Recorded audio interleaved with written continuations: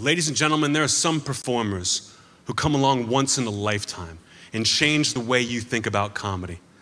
And then there are people who have to use guitars. Here's the latter. Please welcome Garfunkel and Oates. Garfunkel and Oates are a musical comedy duo consisting of Riki Lindhome and Kate Micucci, respectively. The two East Coast turned West Coasters met each other while doing commercial auditions and started posting songs they wrote to YouTube. Yep, we're in that era, with an almost square aspect ratio and a defunct comment reply system. Drink in those pixels! After finding a bit of success on the platform, they would eventually start to tour and total 3 studio albums. Now, these large-eyed ladies might look innocent, but be warned, their songs are far from it. Now am I an asshole or are you just boring? 'Cause one of these two things must be true. Am I self-absorbed, preoccupied, and shockingly cunty? Or is there just nothing memorable about you?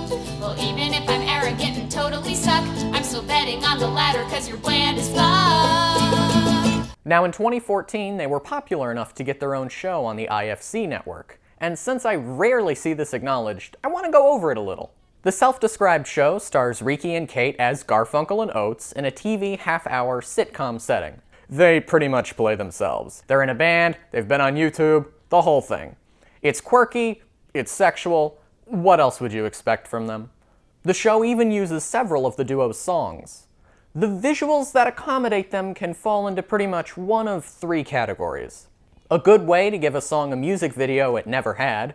I think you could have just redone the version that was online and nobody would have cared.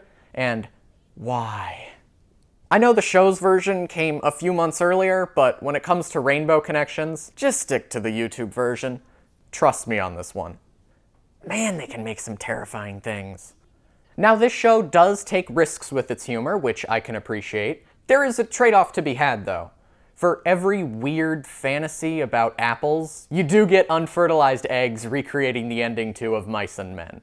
The series is typically at its best when it stays away from the band stuff, which I thought the opposite would have been true going in. Sometimes I think they write themselves into a corner, like in Rule 34, when they find out there's an X-rated version of their band.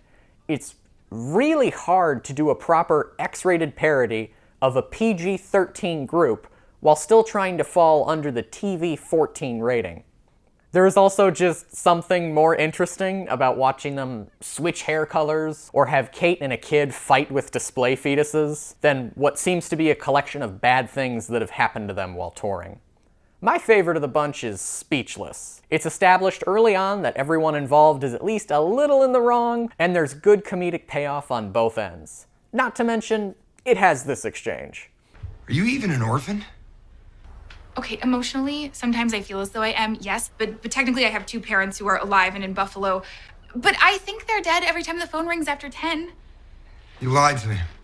I didn't lie, I just didn't say anything, and then you didn't notice. That's called lying through silence. I mean, you're not even an orphan. You're just some bitch with parents. I don't consider myself to be a TJ Miller fan, but man, that's a good line. Speaking of celebrities in the show, a couple of noteworthy voice actors show their face here as well. Hi, Dipper.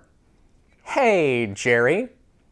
Sup, Tulip. Why are you just standing there looking at me like a complete dumbass? Go get your supervisor right now! I do wish they expanded on the side characters a little bit. This character appears a couple times, and I can't remember her name to save my life, but I guess there's only so much you can do with 8 episodes. I would have loved to see them do more with a higher budget. Other collective creative endeavors include some shorts for HBO. There are some shared actors between them and the IFC Show. You get the best version of Pregnant Women Are Smug in the 2nd episode. I think they work better in a longer format. There really isn't much to say. Now, I've mentioned that they're musical comedians, but the most overlooked aspect of their discography are their more serious works. These are the ones that rarely, if ever, got played live. And if you're unfamiliar with their work, I would recommend these. Places to Rest is a lovely, bittersweet relationship song. Originally written for a gay wedding, I'm kinda surprised Rainbow Connections hasn't gotten more attention. It sounds like it could be a hit song. Maybe TikTok will discover it.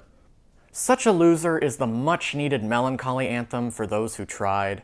And You Go First is a phenomenal example of just how lyrically dense they can write songs. By the time I knew politeness was the opposite of brilliance, I'd spent my resources, then lost my resilience. Dang. Alright, now it's on to the stuff they're more known for. The funny ones. And if you're unfamiliar with them, I would recommend these. Now, I'm not going to spend too much time going over them because it would just be me ruining jokes, but I do want to highlight a few things. Such as usually in a good comedy song, the chorus needs to be pop song level catchy or tweaked a little every time, and Frozen Lullaby owns that distinction of not repeating. Also, in a song about having a child via frozen egg, this line is superb. Hush, little egg, baby, don't be sad, just because I never fucked your dad. If you are a fan, you're probably thinking to yourself, hey, there should be another song on this list, and you'd be right, because you can't bring up Garfunkel and Oates without bringing up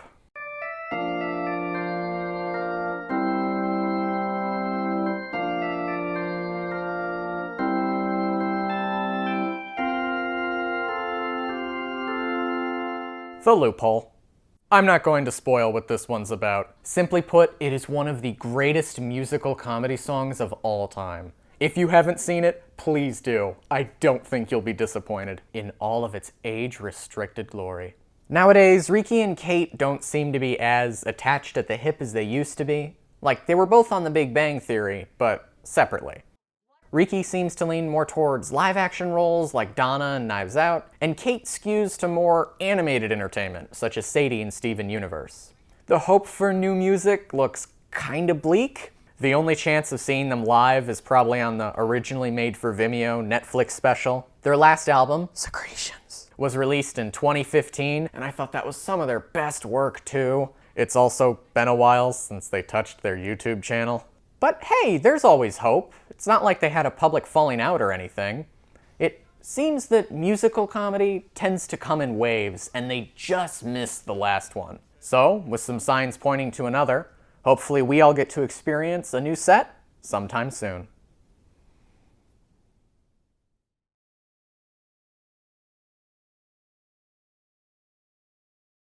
Do do do do do do do Steve. Do do do do do do do. Go away.